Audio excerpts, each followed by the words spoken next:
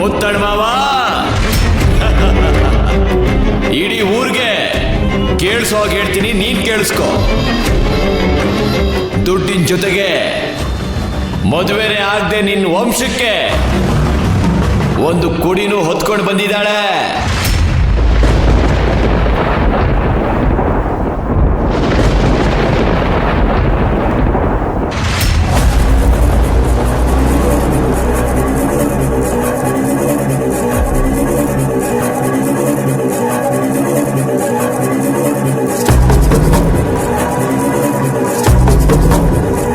ಕೃಷ್ಣ, ಇನ್ನೊಂದು ಮಾತು ಮೈನಾ ಬಗ್ಗೆ ತಪ್ಪಾಗಿ ಮಾತಾಡಿದ್ರೆ ನಿನ್ನ ಈಗ್ಲೇ ಇಲ್ಲೇ ಹುಟ್ಲಿಲ್ಲ ಅನ್ನಿಸ್ಬಿಡ್ತೀನಿ.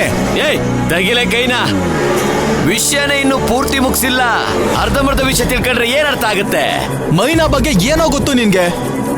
ಯಾರ ಬಗ್ಗೆ ಏನ್ ಮಾತಾಡ್ತಿದ್ಯಾ ಅಂತ ಪ್ರಜ್ಞೆ ಇಟ್ಕೊಂಡು ಮಾತಾಡು. ನಿನ್ ನೋವು ಅರ್ಥ ಆಗುತ್ತೆ ಚಿನ್ನ. ನಿನ್ನ ಹತ್ರ ಏನ ಮಾತು ತಾಳು, ಹೇಳ್ಬೇಕಾಗಿರೋದು ಇಲ್ಲಿ ನೋಡಿ. ನಾನು ಸತ್ಯ ಹೇಳಿದ್ರೆ ಇವ್ರು ಯಾರು ನಂಬಲ್ಲ ಅಂತ ನನಗೆ ಚೆನ್ನಾಗಿ ಗೊತ್ತಿದೆ. ಯಾಕಂದ್ರೆ ನನ್ನ ಮುತ್ತಣ್ಣ ಶತ್ರು ಅಂತ ಆಗ್ಲೇ ಡಿಸೈಡ್ ಮಾಡ್ಬಿಟ್ಟಿದ್ದಾರೆ. ಅದಕ್ಕೋಸ್ಕರನೇ ಇಡೀ ಊರು ನಂಬುವಂತ ವ್ಯಕ್ತಿ, ಇಡೀ ಊರು ಗೌರವ ಕೊಡುವಂತ ವ್ಯಕ್ತಿ ಅಂತ ವ್ಯಕ್ತಿನ ಕರ್ಕೊಂಡು ಬಂದಿದ್ದೀನಿ. ಅವ್ರು ಹೇಳಿದ್ರೆ ನೀವೆಲ್ಲರೂ ನಂಬ್ತೀರಾ. ನೀರ್ಗಂಟಿ ಕಳ್ಸೋ. ರೇ ಬನ್ರಿ ಸ್ವಾಮಿ, ಬನ್ನಿ. ನೋಡಿ, ಇವರು ನಮ್ಮ ಮುತ್ತಣ್ಣವರ ಕಾಸ ದೋಸ್ತ್ ಬೇರೆ. ಸ್ವಾಮಿ, ಸತ್ಯ ನನಗ್ ಮಾತ್ರ ಅರ್ಥ ಆದ್ರೆ ಏನಾಗದಿದೆ ಇಡೀ ಊರಿಗೆ ಗೊತ್ತಾಗ್ಬೇಕು. ಅದ್ರಲ್ಲೂ ಮುತ್ತಣ್ಣ ಅವ್ರಿಗೆ ಅರ್ಥ ಆಗ್ಬೇಕು, ಅವ್ರು ನಂಬೇಕು. ಹಾಗೆ ಹೇಳಿ. ಸಾಕ್ ನಿಲ್ಸು. ಇಲ್ಲಿ ಯಾರು ಯಾರ ಬಗ್ಗೆ ಮಾತಾಡೋದು ಬೇಕಾಗಿಲ್ಲ. ಇವನ್ ಮಾತು ನಾವೇನ್ ಕೇಳೋದು? ಮಾವ, ಪೊಲೀಸವ್ರಿಗೆ ಫೋನ್ ಮಾಡಿ.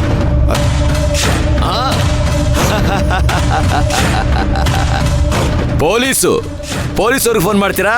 ಮಾಡ್ರಿ ರೀ. ಸತ್ಯ ಹೇಳದೆ ಏನಾದ್ರೂ ಶಿಕ್ಷೆ ಕೊಡ್ತಾರೆ ಅಂತ ಯಾವ್ದಾದ್ರು ಕಾನೂನಲ್ಲಿ ಇದ್ಯಾ? ಸತ್ಯ ಹೇಳಕ್ಕೇನ್ ಭಯ? ಪೊಲೀಸ್ನಾದ್ರೂ ಕರ್ಸಿ, ಜಡ್ಜ್ನಾದ್ರೂ ಕರ್ಸಿ, ನಮ್ಗೆ ಯಾವ ಅಭ್ಯಂತರನೂ ಇಲ್ಲ ರೀ. ನೀವೇನು ಒಳ್ಳೆ ಹೆಣ್ಮಕ್ಳು ತರ ನಾಚ್ಕೊಂಡು ನಿಂತಿದ್ದೀರಲ್ಲ, ಏನ್ ಅರ್ಶಿನ ಕುಂಕುಮ ಕೊಟ್ಟು ಹೇಳ್ಬೇಕಾ ನಿಮ್ಗೆ? ಹೇಳ್ರಿ ರೀ ಬೇಗ.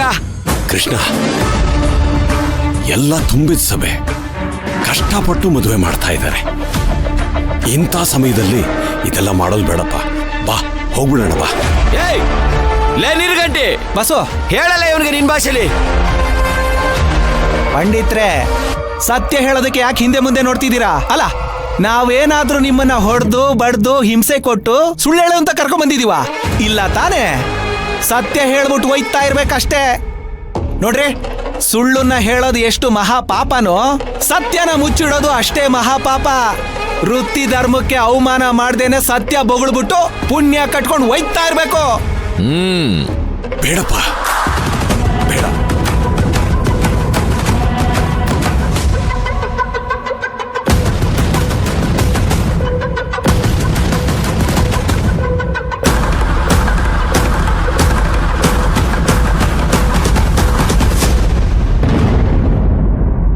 ಪಂಡಿತ್ರೆ, ನೀವು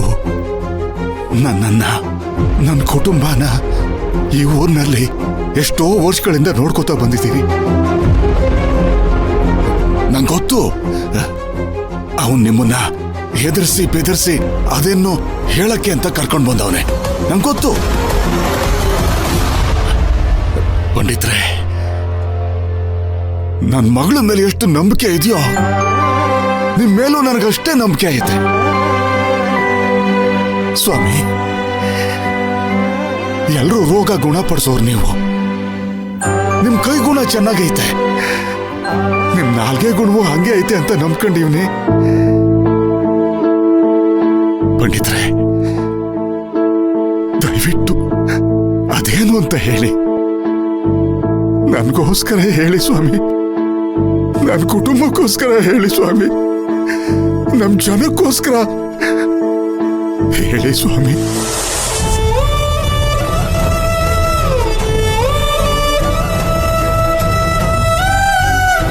ನನ್ನ ಕ್ಷಮಿಸ್ಬಿಡಿ ಮುತ್ತಣ್ಣ, ನನಗಿದನ್ನ ಹೇಳೋದಕ್ಕಾಗಲ್ಲ.